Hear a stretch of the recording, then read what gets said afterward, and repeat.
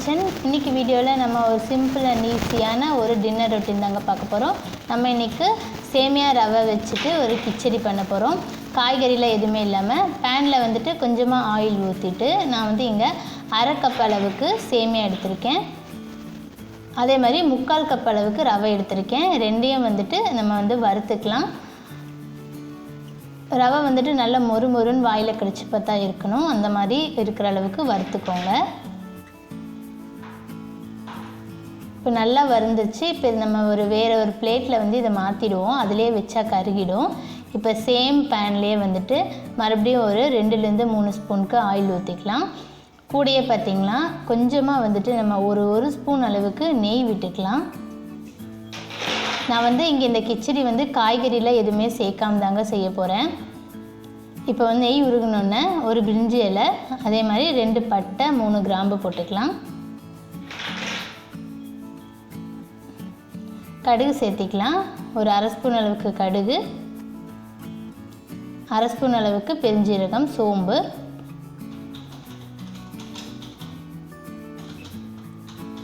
இது நல்லா பொரிஞ்சதுக்கு அப்புறமா வந்துட்டு நான் இங்கே 2 பெரிய வெங்காயம் பொடியாக அரிஞ்சு வச்சுருக்கேன். அதே மாதிரி ஒரு 3 பச்சை மிளகாய் உங்கள் காரத்துக்கு ஏற்ற மாதிரி கூட்டவும் குறைக்கவும் பண்ணிக்கலாம். இதை நல்லா வணக்கிக்கலாம். நான் பார்த்திங்கன்னா இதில் வந்துட்டு நீங்கள் வணக்கும் பொழுதே அந்த சோம்பெல்லாம் போடும்பொழுதே முந்திரி பருப்பும் போட்டுக்கலாம். ஆனால் நம்ம வந்து இப்போ வந்து எப்படி வீட்டில் இருக்கிறத வச்சு சமைக்கலான்னு தான் நம்ம பார்க்குறோம். அதனால தான் வந்துட்டு நான் பார்த்திங்கன்னா இந்த முந்திரி பருப்பெல்லாம் எதுவுமே சேர்க்கல. 1 ஸ்பூனுக்கு இஞ்சி பூண்டு பேஸ்ட் போட்டு நம்ம வந்து நல்லா வணக்கிக்கலாம். கூட பார்த்திங்கன்னா மீடியம் சைஸில் 2 தக்காளி,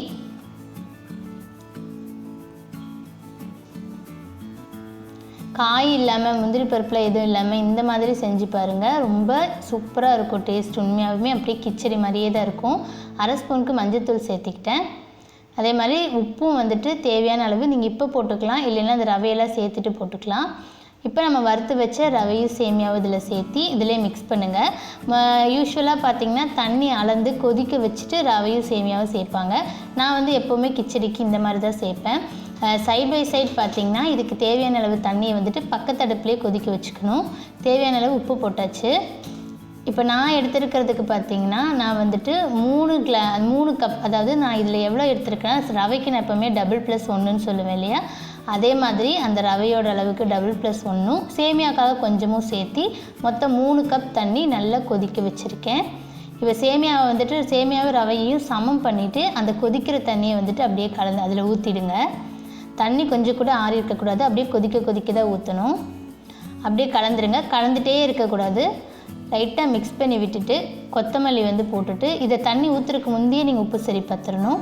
கொத்தமல்லி போட்டுட்டு அடைச்சி வச்சுட்டு நல்லா வந்துட்டு சிம்மில் வச்சுருங்க. அடைச்சி வச்சு நல்லா 5 நிமிஷம் சிம்மில் விட்டுட்டு ஓப்பன் பண்ணி நீங்கள் கிளறணும். அப்போ வந்து உங்களுக்கு கரெக்டாக இருக்கும். அது உப்புமாவாக இருந்தாலும் சரி, கிச்சடியாக இருந்தாலும் சரி, சும்மா கிளறிட்டே இருக்கக்கூடாது. இந்த மாதிரி வந்து மிக்ஸ் பண்ணி 5 நிமிஷம் லோ ஃப்ளேமில் அடைச்சி வச்சு ஓப்பன் பண்ணிங்கன்னா போதும். கடைசியாக இறக்குறதுக்கு முந்தி ஒரு 1/4 ஸ்பூனுக்கு நெய் விட்டுட்டு நான் வந்து அப்படியே அதை மிக்ஸ் பண்ணிக்கிறேன். பாருங்கள், கரெக்டாக வெந்திருக்கும். கொஞ்சம் ஒரு 5 நிமிஷம் ஆனால் இன்னும் கொஞ்சம் டைட் ஆகிடும். அதனால் இந்த கன்சிஸ்டன்சி கரெக்டாக இருக்கும்.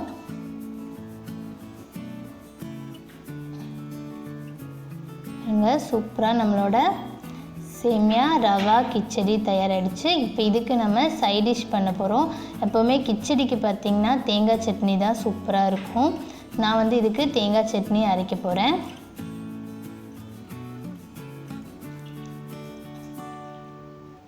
தேங்காய் சட்னிக்கு ஒரு கையளவுக்கு தேங்காய், 1 பச்சை மிளகாய், கொஞ்சமாக இஞ்சி போட்டுக்கிறேன்.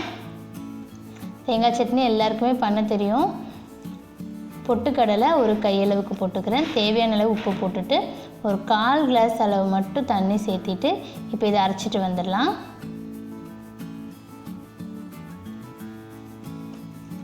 இப்போ அரைச்சிட்டு வந்தாச்சுங்க. இப்போ கடைசியாக வந்துட்டு கொஞ்சமாக கடுகு, உளுத்தம்பருப்பு, கருவேப்பிலை, ஒரு வரமிளகாவை 2ஆக வெட்டி போட்டு அதை தாளித்து இதில் கொட்டிட்டேன். அடுத்து வந்துட்டு பார்த்திங்கன்னா ஆம்லேட் போட போகிறேன். நிச்சயம் ஆம்லேட் கேட்டாங்க கிச்சடிக்கு. சரி, அதனால் வந்துட்டு ஒரு வெங்காயம் பொடியாக நறுக்கிட்டு ஒரே பாத்திரத்துலேயே தான் வந்துட்டு நான் 2 முட்டைக்கு சேர்த்து கலக்க போகிறேன். 2 ஆம்லேட் போட போகிறேன். பச்சை மிளகாய், அடுத்து உப்பு போட்டாச்சு. 2 முட்டையை நான் இதிலேயே உடச்சி ஊற்றிட்டு ஊற்றும் பொழுது 2ஆக வந்துட்டு நான் பிரித்து ஊற்றிப்பேன்.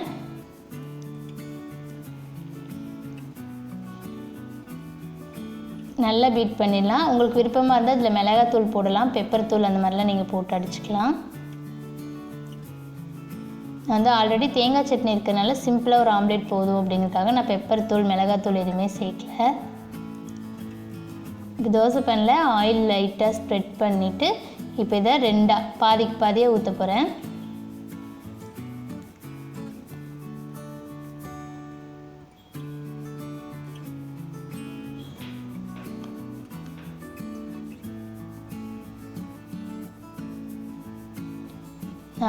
நான் வந்து மொத்தமாக அடித்ததில் நிறையா பச்சை மிளகாய் இந்த ஒரு ஆம்லேட்லேயே போயிடுச்சுங்க.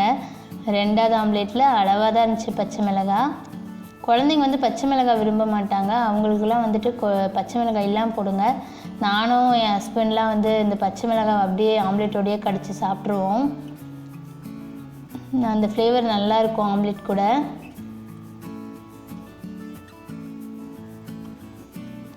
ஓகே ஃப்ரெண்ட்ஸ், அவ்வளோதான் நம்மளோட பாருங்கள் டின்னர் ரொட்டீன். ரொம்ப சிம்பிளாக வந்துட்டு சேமியா ரவா கிச்சடி, அதுக்கப்புறம் தேங்காய் சட்னி, அப்புறம் ஆம்லேட், ஒரு கொஞ்சமாக வந்துட்டு பொட்டேட்டோ சிப்ஸ் இருந்துச்சு, உருளைக்கிழங்கு சிப்ஸ், அதை வச்சுட்டு சூப்பரான ஒரு டின்னர் ரெசிபி நாங்கள் வந்து சாப்பிட்டோம்.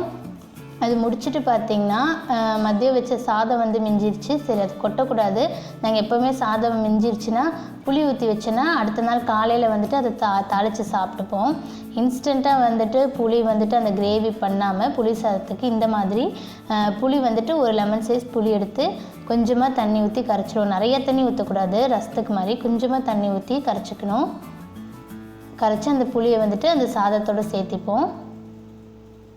தண்ணி நிறையா ஆயிடுச்சுன்னா நீர் கோத்த மாதிரி ஆயிடும், அதனால் அளவாக வந்து தண்ணி சேர்த்து தான் புளி கரைக்கணும். அடுத்து இது கூட பார்த்திங்கன்னா ஒரு 1/2 ஸ்பூனுக்கு மஞ்சத்தூளும் உப்பும் சேர்த்து, உப்பு வந்து ஆல்ரெடி சாதத்தில் எப்படி இருக்குதுன்னு பார்த்துட்டு உப்பு போட்டுக்கோங்க. போட்டு நல்லா மிக்ஸ் பண்ணி வச்சுட்டு காலையில் வந்துட்டு நம்ம வெங்காயம், வரமிளகாய், பூண்டு, கடுகு, உளுத்தம்பருப்பு, கடலைப்பருப்பு, கூடிய நிலக்கடலை, கருவேப்பிலை இதெல்லாம் போட்டு தாளித்து இது அப்படியே அதில் கொட்டி வணக்கினிங்கன்னா போதும். செம்ம டேஸ்ட்டாக இருக்குங்க, ரொம்ப சூப்பராக இருக்கும். சாதாரண சும்மா ஒரு சிப்ஸ் வச்சு சாப்பிட்டாலே அவ்வளோ டேஸ்ட்டான புளியோதரையாக இருக்கும். இந்த மாதிரி சாதத்தை வேஸ்ட் பண்ணாமல் இந்த மாதிரி பண்ணி பாருங்கள். ஓகே ஃப்ரெண்ட்ஸ், இந்த ரொட்டீன் உங்களுக்கு பிடிச்சிருக்குன்னு நினைக்கிறேன்.